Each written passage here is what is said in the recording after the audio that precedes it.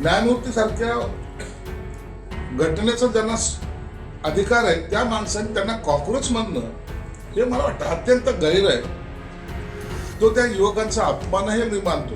म्हणून युवकांचा संताप हा झालेला संताप हा असा तसा नाही झालेला. आम्हाला तुम्ही भारताचं आधारस्तंभ म्हणता, येणारी भावी पिढी म्हणता, अशा वेळेला तुम्ही आम्हाला कॉक्रोच म्हणून हिनवता, ही गोष्ट प्रत्येक युवकांना लागलेली आहे. सध्या एक कॉक्रोच पार्टी जगभरामध्ये चर्चेला आलेली आहे आणि विशेषतः त्याचा रोष तो आपल्या संभाजीनगरचा आहे इथला. त्याचा रोष महाराष्ट्रावर अधिक आहे. त्यांनी वेगवेगळे मुद्दे मांडत असताना एक मुद्दा मागितला की या पक्षातून त्या पक्षात जाणारे नेते मग त्यांना 20 वर्षासाठी निवडणूक बंदी, त्याच्यावर गुन्हा दाखल करा वगैरे असं आहे. पण त्या सगळ्यांवरून आता महाराष्ट्रातली तरुणाई सुद्धा झड जी आहे ती त्याच्याकडे आकर्षिली जाते. काय सांगू? मुळामध्ये न्यायमूर्ती सारख्या माणसाने, ज्या इतक्या मोठ्या पदावर बसलेल्या माणसांनी सर्वसामान्य युवकांना अशा पद्धतीने डिचवणं हे चुकीचं आहे. विद्यार्थी दशेतला मुलगा हाच खऱ्या अर्थानं क्रांती घडतो असतो. भारताला स्वातंत्र्य मिळवून देण्यामध्ये कुणाचा पुढाकार होता? या युवकांचा होता. चलेगाव चळवळ जेव्हा महात्मा गांधींनी जेव्हा घोषणा केली, सगळ्यात पुढे कोण होता? हा युवक होता.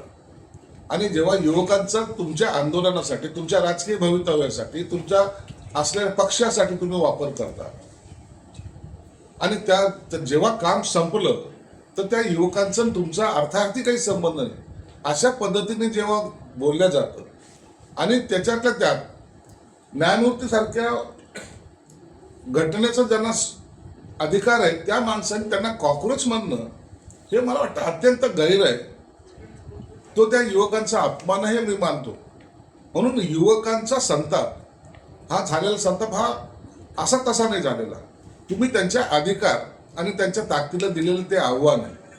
म्हणून आज जर तुम्ही पाहिलं, ही कॉक्रोच पार्टी वगैरे ज्यांच्याकडून काढली त्यांचे इतक्या मोठ्या प्रमाणात फॉलोअर यासाठी व्हायला लागलेले आहेत की त्यांचा उद्रेक ते त्या माध्यमातून दाखवत आहेत. आम्हाला तुम्ही भारताचं आधारस्तंभ म्हणता, येणारी भावी पिढी म्हणता, अशा वेळेला तुम्ही आम्हाला कॉक्रोच म्हणून हिनवता, ही गोष्ट प्रत्येक युवकांना लागलेली आहे आणि त्याचा हा परिणाम आपल्याला दिसून येतो. सर, राष्ट्रवादी काँग्रेसच्या नवीन कार्यकारिणीत धनंजय मुंडे यांना महत्त्वाचं स्थान मिळणार आहे अशी माहिती.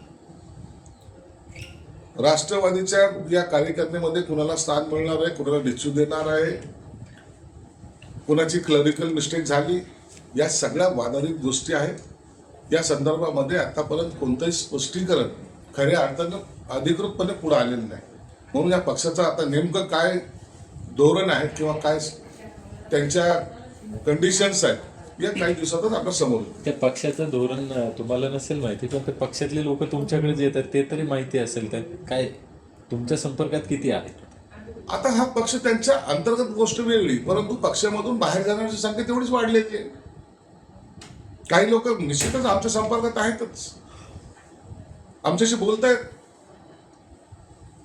पक्षामध्ये आता नेतृत्व कोणत्या नेतृत्वाखाली काम करायचं हा प्रश्न काही लोकांना पडलेला आहे, हे नाकारता येत नाही. म्हणून त्यांच्या पक्षामध्ये काय घडतंय हे काही दिवसात तेच सांगितलं की काही दिवसात कळेल. आणि एवढं मात्र निश्चित आहे की त्याचं अलबेल नाही असं एकत्र चित्र आहे.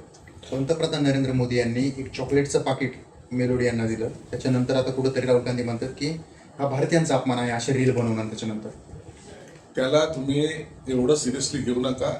काही वेळेला एखाद्याला जोक करणं किंवा हसवणं किंवा सहजगत्या बोलणं ह्या प्रकारातून झालं. त्या मेलोडीचा एवढा काही प्रचार झाला, ती मेलोडी राहिली वेगवेगळं, या चॉकलेटचा प्रचार झाला जास्त. आता प्रत्येक जण हातात तो मेलोडी घेऊन खात बसेल. म्हणून अशा गोष्टीला जास्त सिरियस घेऊ नये. जिल्ह्यामध्ये पेट्रोलची डिझेलची टंचाई निर्माण झाली आहे. शेती पिकासाठी मशागतीसाठी लोक तयारी लागलेत, मात्र डिझेल मिळत नसल्यामुळे शेतकरी अडचणीत येतो. यावर मुख्यमंत्री साहेबांनी स्पष्टपणे सांगितलंय की काही लोक जाणून बुजून टंचाई निर्माण करण्याचा प्रयत्न करतायत. आपल्याकडे पेट्रोलचा डिझेलचा साठा आहे, एवढं निश्चित आहे. काय याच्यामुळं सर्वात जास्त जर पॅनिक कोणी होत असेल तर तो शेतकरी होतो. शेतातले कामं करणं, त्याला आवश्यक असलेला डिझेलचा पुरवठा जर नाही झाला तर मग मशागत कशी करायची, पावसाच तोंडावर आहे, या सगळ्या अडचणीने तो समोर जातोय. म्हणून आता त्या विभागीय आयुक्तांनी किंवा कलेक्टरने या संदर्भामध्ये कठोर पावलं उचलण्याची गरज आहे. प्रत्येक पेट्रोल पंपावर आपला एक देखरेख, आपला डोळा हा असला पाहिजे. सर्वसामान्य नागरिकाला याच्यापासून त्रास होणार नाही याची काळजी सर्व कलेक्टरने घ्यावी, अशा सूचना गेल्याच कॅबिनेटमध्ये मुख्यमंत्री महोदयांनी सुद्धा दिलेल्या आहेत. पुरवठा असला तरी काही पेट्रोल पंप चालक जे त्यांचे नियमित मोठ्या वाहन आहेत त्यांना देण्यासाठी पेट्रोल ठेवलं जातं आणि जे सर्वसामान्य वाहनधारक आहे किंवा शेतकरी आहे त्यांना दिलं जात नसल्याने ग्रामीण भागामध्ये शेतीची कामं करून देईल. नाही, म्हणून तो सांगतो ना, सगळ्यात जास्त फटका शेतकऱ्याला बसतो. शेतकरी अडचणीत येतोय. म्हणून ह्या अशा पेट्रोल पंप चालक जे असतील त्याच्यावर हा कलेक्टरांचा, मुळामध्ये कलेक्टरला ते अधिकार देण्यात आलेले आहेत. त्यांनी त्याच्यावर नजर ठेवून असे जर काही उद्योग होत असेल तर त्याच्यावर कारवाई सुद्धा केली पाहिजे.